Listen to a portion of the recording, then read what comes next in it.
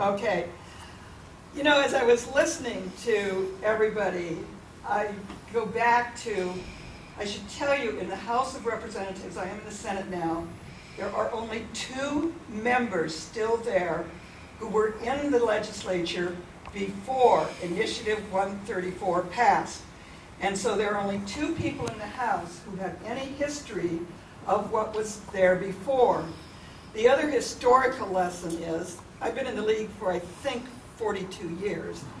But I, and probably a few other people in this room, stood on street corners in the early 70s carrying the I-276 petitions. I see Joe is nodding her head, to give us the public disclosure system that we have now. And the good thing about that was you had to list whoever gave you money, no matter how much. Initiative 134 was initiated by a state senator who spent most of her time getting signatures the year before that went on the ballot because she didn't get her bill through the legislature. I think at the time, most people did not know it was going to take away the right of Seattle to locally fund their campaigns. The other thing that most people did not know, it gave the state of Washington the soft money system that the federal government has. We did not have that.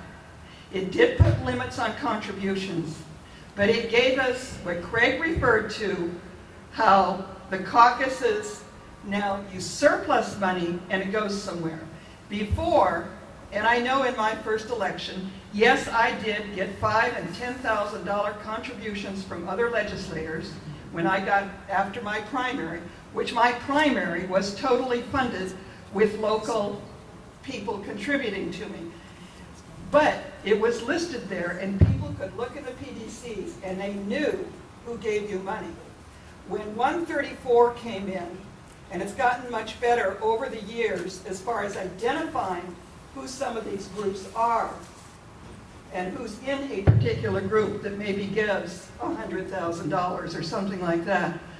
Before that, you knew where the money came from, and it was very difficult those first few years. In 1992, when I ran for the Senate, that was my most expensive race.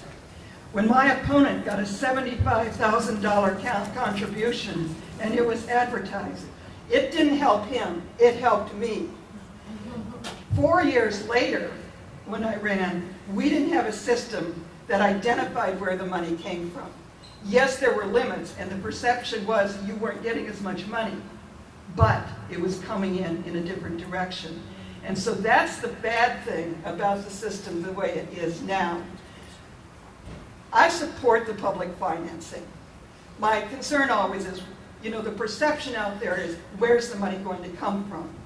Because I can tell you, we have too many legislators and probably other congressional people, local, who signed those no new taxes pledges, which tie their hands on most anything. They might fudge where they stand on some issues, but on that one they stand firm. And so I think that's one of the biggest hurdles, is actually pinpointing where does the money come from.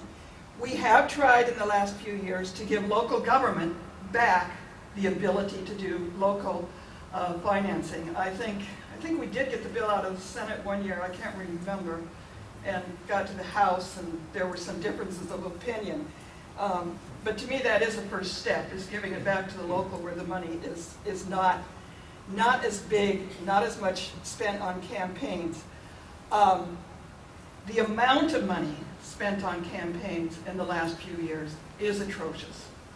And I think I would tend to agree with Craig Mayberry that there is the possibility the cost of campaigns can come down. That people will realize you don't have to mail 10 brochures in a week to the same people or something like that. That if they got the first one, they either ditched it or they actually read it. And so I think there's, as Craig Salins pointed out, perceptions.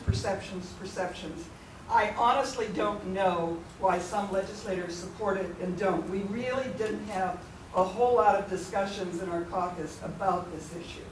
and that. And I think people either have a philosophical one, but I think what's been brought to our attention is on the federal level, we just feel like there's been the buying of votes on too many issues in the last few years.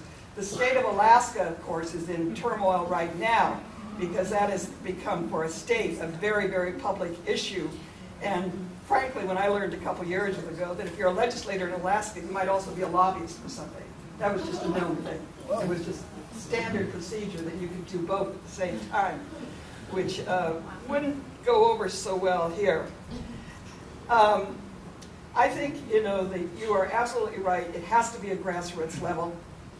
People have to really, really want a change. And it has to spread beyond the people in this room who are probably those who are more civically conscious and aware of things. It has to spread out to everybody because I can tell you there is an advantage to being an incumbent. Your name has been out there. My opponent the last time did raise as much money as I did, I think. But I know that my name, hopefully my credibility went with me too, and that I was okay. But it does open up the door for those people who can afford it. I think on my first campaign, my husband and I agreed how much personal money we could put in. And if we hadn't agreed to that in the beginning and been able to do it in that primary, who knows whether I would have won the primary or not. You never know. You never know. But not everybody has that little extra cash to put into their own campaign. And I think as we have seen, in particularly on the federal level, people running on their own, using only their own money and sort of touting that. Nobody, I mean very few people have that kind of money, and that is just not, to me, the democratic American way. So I don't know if I have anything else to say or not, but thank you for your work.